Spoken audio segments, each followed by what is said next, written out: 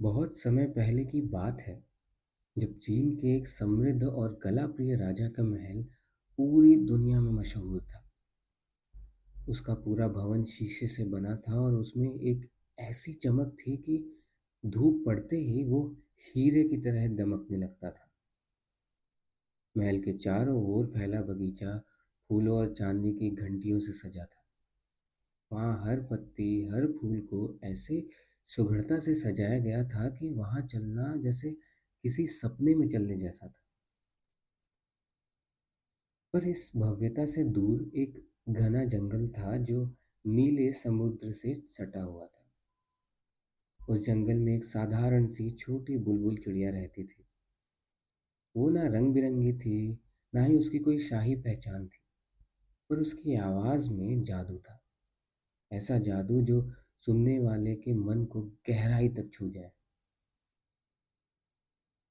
रात के समय जब मछुआरे समुद्र किनारे जाल डालते थे, तभी वो बुलबुल गाना गाना शुरू करती थी और उसकी ताने सुनते ही मछुआरे ठहर जाते और मंत्रमुग्ध होकर कहते, हे भगवान, ये कितनी प्यारी आवाज है।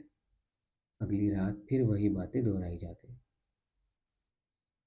अब एक दिन दूर देश से एक किताब आई जिसमें राजा के महल, बगीचे और शहर की तारीफ की गई थी।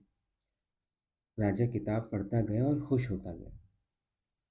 लेकिन जब उसने पढ़ा तो सबसे सुंदर है बुलबुल का गीत, तो वो चौंका।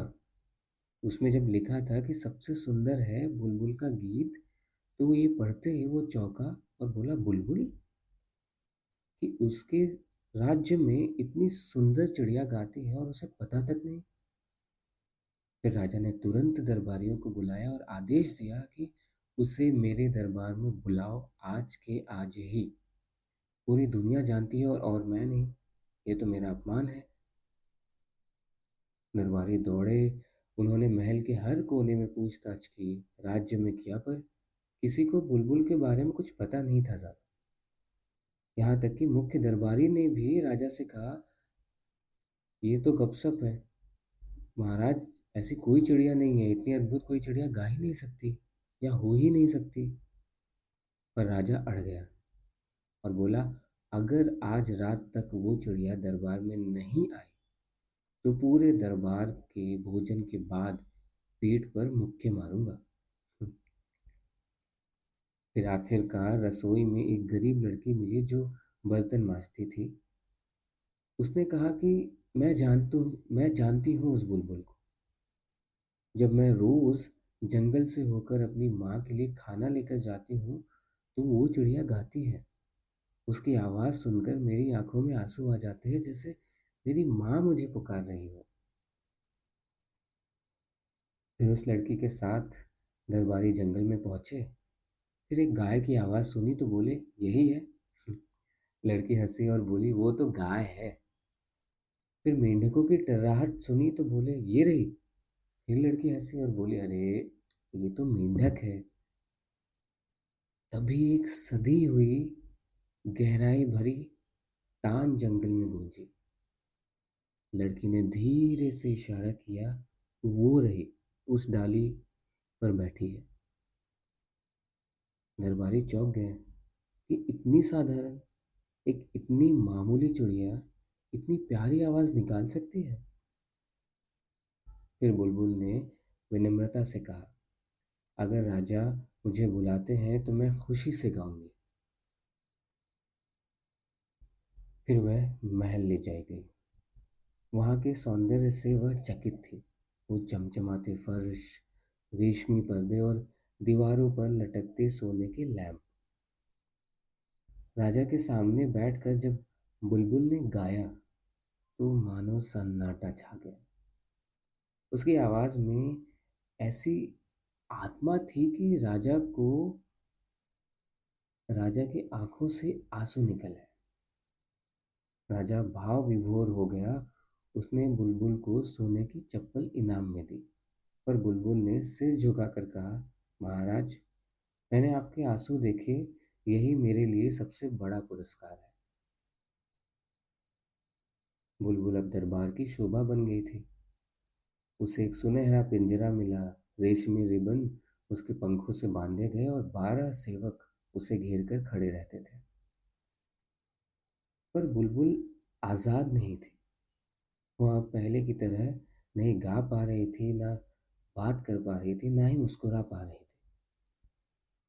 फिर कुछ दिन बीत गए और एक दिन जापान से एक तोहफा और आया, एक मशीनी बुलबुल। वो पूरी तरह सोने चांदी से बनी थी और उसकी पूंछ में कीमती पत्थर जड़े थे। चाबी भरते ही वो एक गाना ही गाना बजाना शुरू कर देती थी या को गाना शुरू कर देती थी। लेकिन वह गाना सबको भा गया और धीरे धीरे असली बुलबुल को भुला दिया गया। फिर कुछ दिन बाद वो चुपचाप उड़कर अपने जंगल वापस लौट गई। अब दरबार की शान वही मशीनी चिड़िया थी। राजा उसे सिरहाने रखता, हर दिन उसका गीत सुनता। लेकिन वह सिर्फ एक ही गीत गाना जानती थी या बजाना जानती थी। सालों तक उसी गीत को सबने बार बार सुना और अब लोगों को वही सबसे प्यारा लगने लगा था।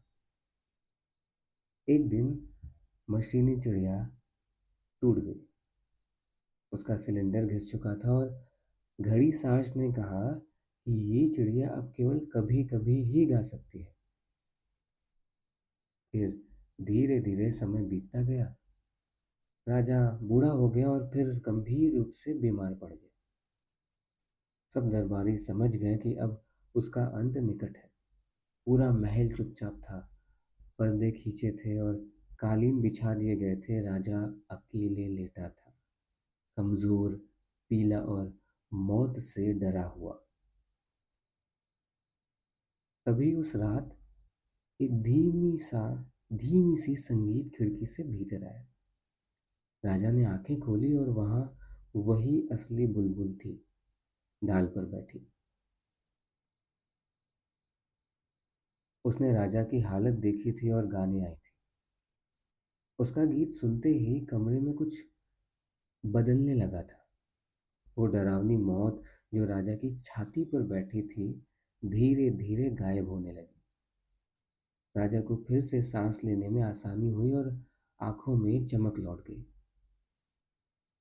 फिर राजा ने धीमे स्वर में कहा, तुम फिर आ गए। मैंने तो तुम्हें भुला दिया था।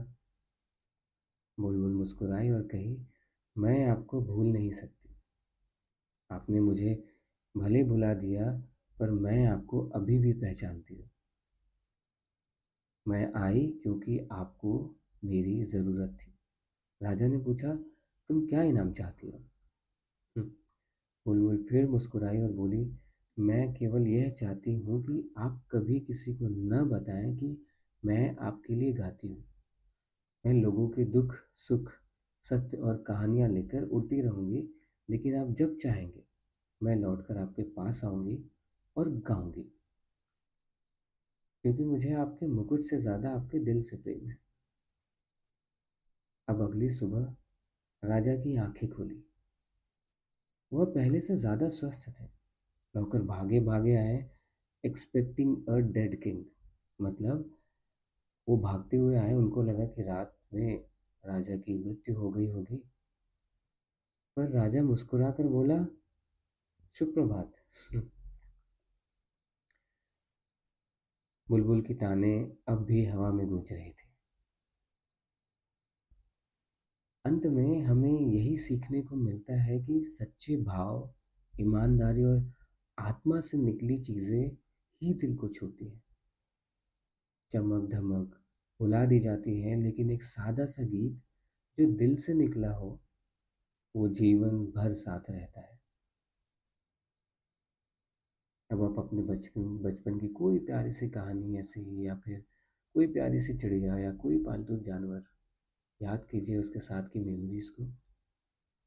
फिर एक मुस्कुराहट आएगी और आप धीरे धीरे सो जाइए। शुभ रात्रि। कल फिर मिलते हैं एक और नई कहानी के साथ। सो जाइए।